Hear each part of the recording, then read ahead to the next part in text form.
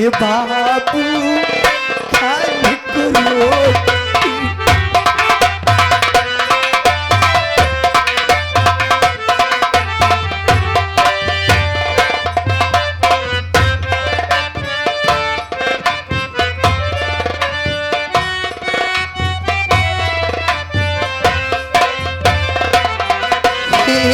हिंदू मुस्लिम सिख ईसाई आपस में सब भाई भाई।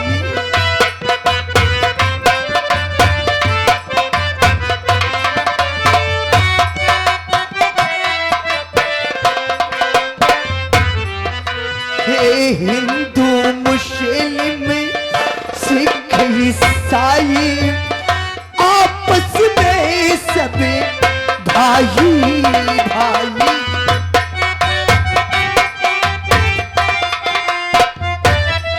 हे भूख प्यास से जानी निकलती,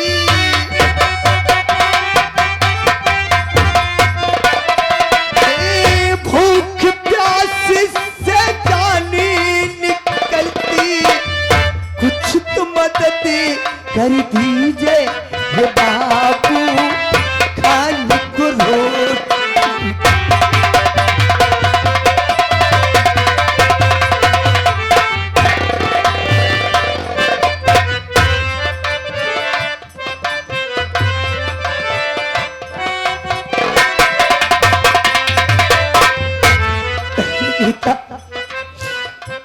मैंने जैसे तेरे साथ किया कोई भाई ऐसा अपनी बहन के साथ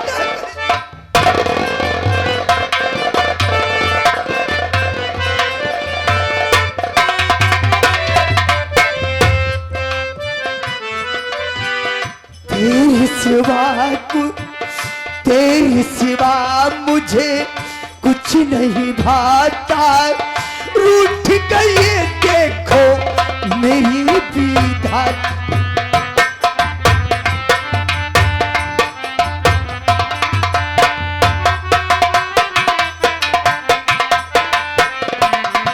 तेरे सिवा मुझे कुछ नहीं भाता। रूठ गई देखो मेरी विधाता।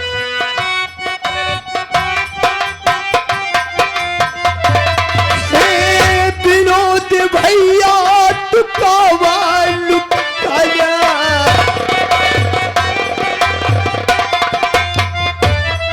हे विनोद भैया टुकावा लुकाया, कुछ तो मदद कर दीजिए हे बाबू खाने को रोटी।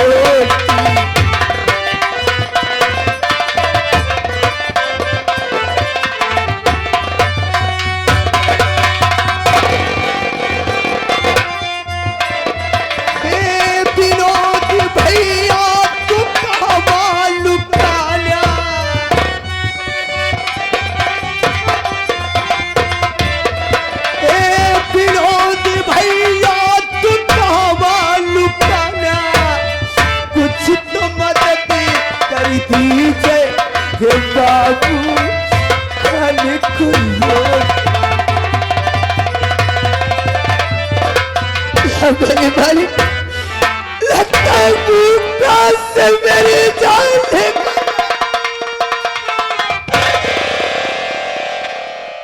स्वामी सीमा, आज मेरे मुन्ने की याद आ रही है। मेरा देवर ना जाने किस हाल में है। ऐसा लगता है किसी भारी मुसीबत में है। मेरी बाई आग फड़क रही है, मेरा दिल भी धड़क रहा है। आओ हम घर के समीप पहुंच चुके हैं। आओ चलो चल के देखते हैं।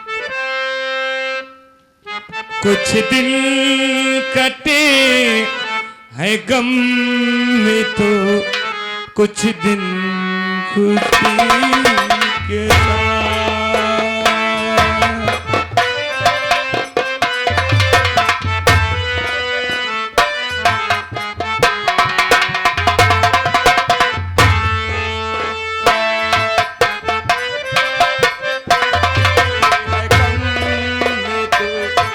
कुछ दिन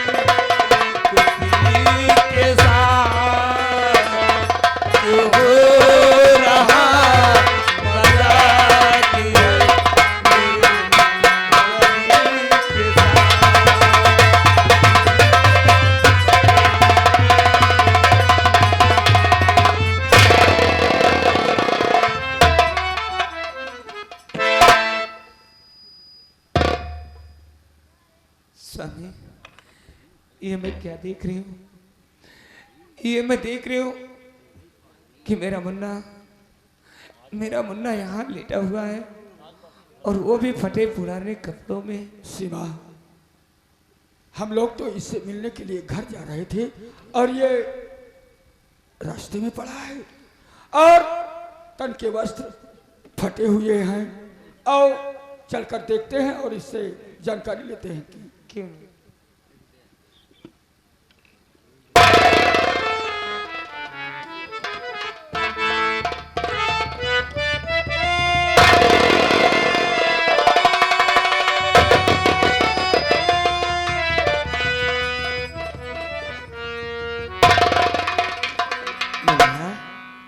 जब कभी तेरे पास आते थे हंस के मेरे गले से लगता था और भाभी माँ कहता था।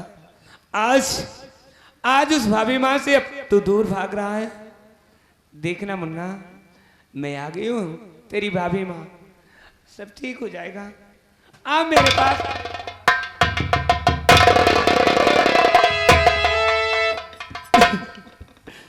उसे बच्चों, मैं आप लोग का कोई नहीं हूँ। मुझे मेरी हालत पर छोड़कर चले जाइए। मुझे मेरी हालत।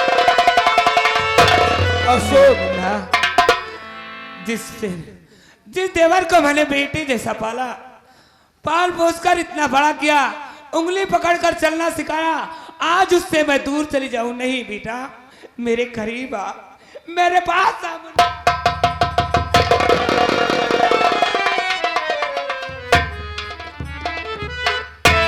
अशोक मेरे भाई, हम दोनों प्राणी को तू भूल सकता है, अपने दिल से निकाल सकता है, लेकिन हम तुझे कैसे भूल सकते हैं?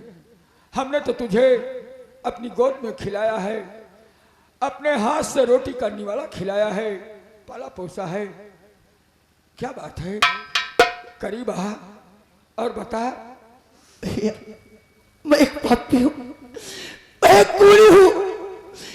मैंने आप जैसे भाई को घर से मार कर भगा दिया और सीता जैसी भाभी को घर से मार कर भगा दिया। मुझे मत छुओ भैया, मुझे मेरी हालात पर छोड़कर चले जाओ।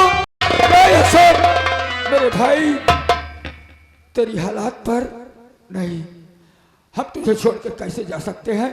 लेकिन ये तो बता कि तेरी दुर्दशा किसने किया? तेरे शरीर के कपड़े उतार लिए गए और फटा पुराना लिबास तेरे शरीर पर धारण है। तेरे हाथों को क्या हो गया? कुछ तो बताएगा। ए मुन्ना, अरे तेरे हाथों को क्या हो गया रे? ये सब कैसे हुआ और किसने किया है?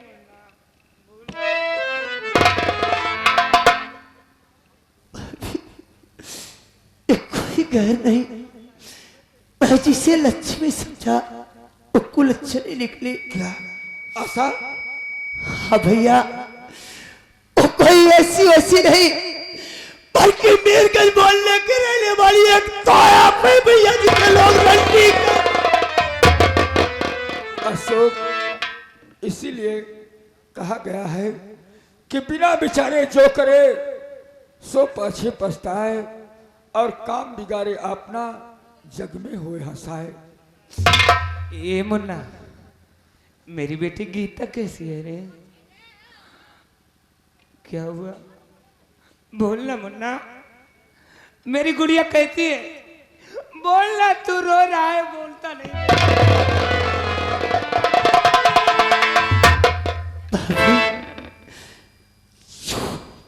तू गुड़िया की बात कर रहे भाभी? उसी गुड़िया को मैंने इसी हाथों से मार दिया।